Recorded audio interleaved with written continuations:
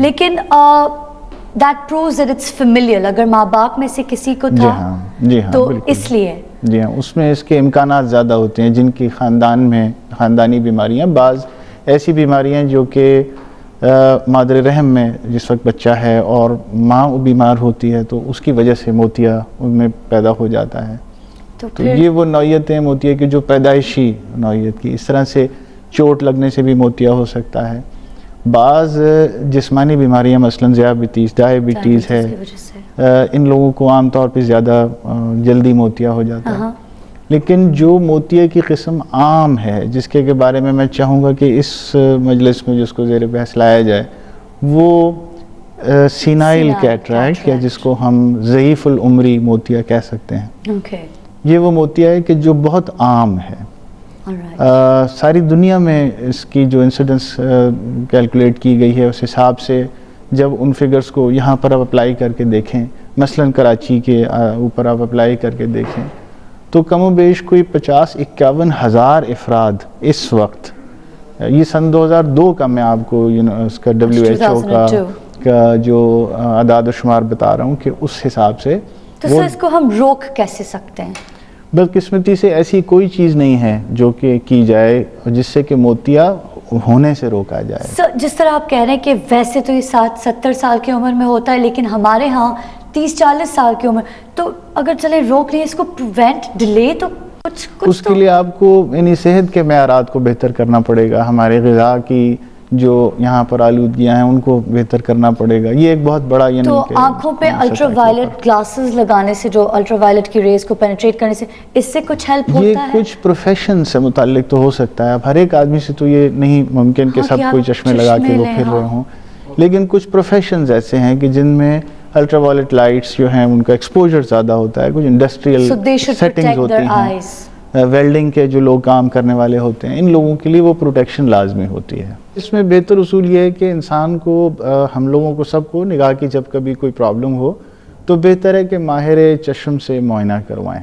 अब इसमें एक बात मैं आपको यहाँ पर इस मौके से फ़ायदा उठाते हुए कि हमारे यहाँ एक और भी बहुत आम सा एक यूँ समझ लीजिए कि रिवाज है कि हम एनक्साज के यहाँ जाते हैं और उसको आई डॉक्टर समझ बैठते हैं, और वहाँ पर नहीं, आई डॉक्टर भी होता है वहाँ पर। जो चीज़ समझने की है यहाँ पर, बेशक एनक्साज भी और वहाँ पर बैठे हुए डॉक्टर भी मुआशरे की खिदमत कर रहे हैं उस सतह के ऊपर, क्योंकि हमारे यहाँ डॉक्टर्स की तादाद और लोगों की तादाद में कोई तनासुब नहीं है, तो इस तरह से वो भी एक मुआशरे के फ़ाल लोग हैं, खिदमत कर रहे हैं।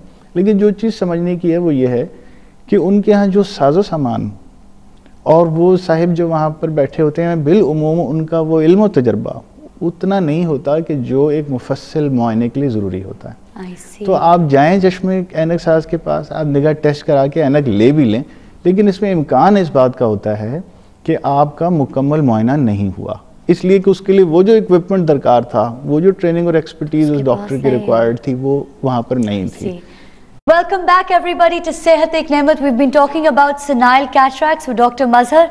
तो हम ब्रेक से पहले बात करते कि ऑप्टिशियंस के पास बेसिकली वो इक्विपमेंट नहीं है, वो तजर्बा नहीं है जो कि कैटरैक्ट को डायग्नोस करने के लिए ज़रूरी है। नहीं, ये कैटरैक्ट के मुतालिक नहीं, बल्कि मैं ये कहूँगा कि बहुत सी ऐसी आँखों की बीमारियाँ होती हैं कि जिनमें एक मुफस्सिल मुआयने के बाद ही पता चल सकता है कि आया वो बीमारी है या नहीं। तो दूसरा एहतमाल इसमें यह रहता है कि मैं निगाह चेक कराने एक ऐनक साज के पास गया, ठीक है उसने मुझे ऐनक दे दी और मुझे क्लियर तो हो गया, लेकिन इस बात का इम्कान है कि काला पानी मिसाल के तौर पर या कोई और ऐसी बीमारी जो कि एक मुफस्सिल मुआयने में सामने आती वो रह गई, तो ये समझ लीजिए कि इसमें ये एक ऐसा इस्तेमाल रहता है। इसलिए बेहतर ये है कि इंसान को बाकायदा हम सबको जहाँ सहूलियात मुयस्सर हों ऑफ्थल्मोलॉजिस्ट के पास जाए। So how is cataract diagnosed properly? इसमें डॉक्टर मुआयने अपने मुआयने के दौरान कुछ इक्विपमेंट इस्तेमाल करके, मसलन स्लिट लैम्प एग्जाम है और चीज़ों को देखकर और फिर वो फैसला करता है, यानी वो मुआयने के नतीजे में एक राय पर पहुंचता है कि इस शख्स को मोतिया। प्रॉपर क्लिनिकल एग्जामिनेशन जरूरी है। सर इसके लिए science is doing a lot of progress, we have methods of surgery, तो क्या मेथड्स हैं सर्जिकल मेथड्स कैटरैक्ट के लिए? ये बड़ी दिलचस्प एक इसकी तारीख है, इसलिए कि मोतिया कोई आज का मसला नहीं है, सदियों से इंसान इससे दो चार रहा है। एक वो वक्त था कि जब मोतिया को सड़क के किनारे खड़ा हुआ एक शख्स छोटी सी एक पिन से और इस तरह से ख़ास मखसूस तरीके से हिट करते थे कि वो मोतिया अंदर गिर जाता था आँख के अंदर ही, बग़ैर ऑपरेशन के। और ये एस्टेब्लिश्ड एक प्रैक्टिस है, historic practice, and it worked. यानी ये हिस्ट्री में रिकॉर्डेड है कि ये इस तरह से भी मोतिया का ऑपरेशन शुरू में हुआ करता था। बाद में जब साइंस ने तरक्की की और जैसे कि और शोबा में तरक्की हुई है, यहाँ पर भी चूँकि इसका इलाज ऑपरेशन ही है। मैं इससे पहले ये वजाहत कर दूँ कि मोतिया का इलाज न किसी दवा से मुमकिन है, मोतिया का इलाज न किसी लेज़र से मुमकिन है, न किसी और तरीके से, अलावा मोतिया के ऑपरेशन के और कोई रास्ता नहीं है। लेकिन कुछ लोग जो ऑपरेशन नहीं करवा सकते हैं या इसको डिले करना चाहते हैं, it's because it is elective surgery after all, तो वो फिर पेशेंट का चॉइस होता है। जी हाँ, इसमें ज़्यादातर मरीज के ऊपर हम छोड़ते हैं। होता यह है कि निगाह में कमी आती है और निगाह में कमी रफ्ता रफ्ता आती है।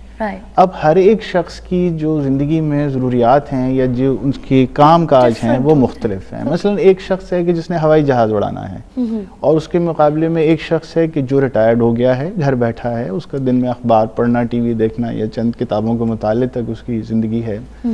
तो वहाँ पर आप देखिए कि कम निगाह से